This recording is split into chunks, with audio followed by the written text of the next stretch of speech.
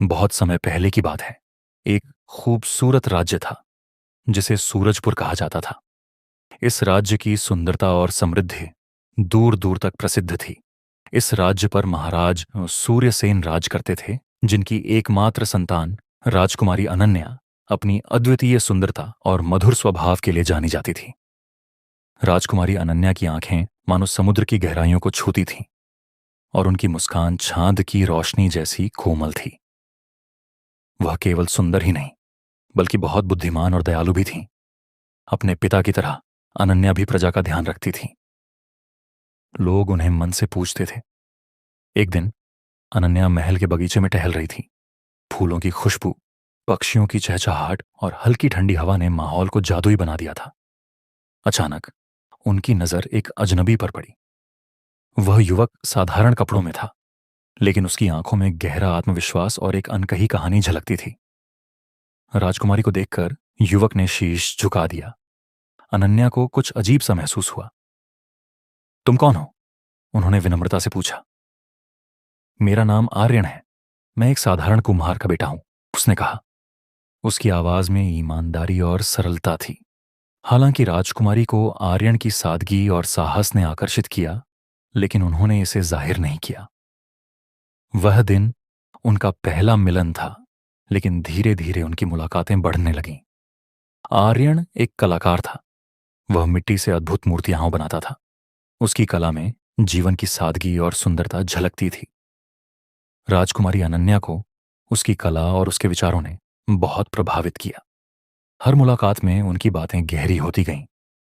आर्यन ने अनन्या को जीवन का वह पहलू दिखाया जो महल की दीवारों के पीछे छिपा हुआ था।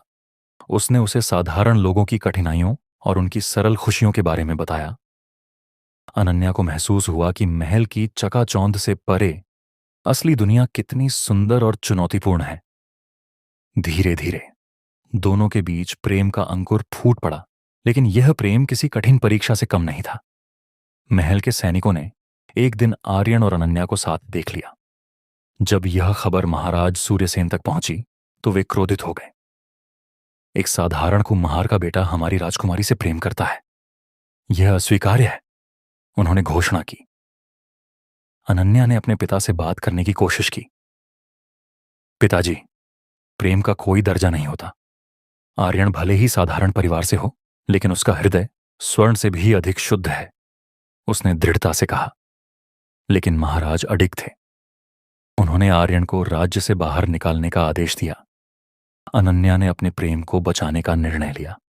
वह महल छोड़कर आर्यन के पास पहुंची। उसने कहा, अगर आप मुझे यहां नहीं रहने देंगे तो मैं महल का त्याग कर दूंगी। प्रेम से बढ़कर मेरे लिए कुछ नहीं है। राज्य की प्रजा इस घटना से विचलित हो गई। राजकुमारी की दयालुता और साहस ने उन्हें हमेशा प्रेरित किया था। उन्होंने महाराज से अपील की, राजकुमारी ने हमेशा हमारा साथ दिया है, कृपया उनके प्रेम को स्वीकार करें। महाराज सूर्यसेन ने प्रजा की बात सुनी और अपनी बेटी के दृढ़ निश्चय को देखा। धीरे धीरे उनका हृदय पिघल गया। उन्होंने राजकुमारी और आर्यन के प्रेम को स्वीकार कर लिया।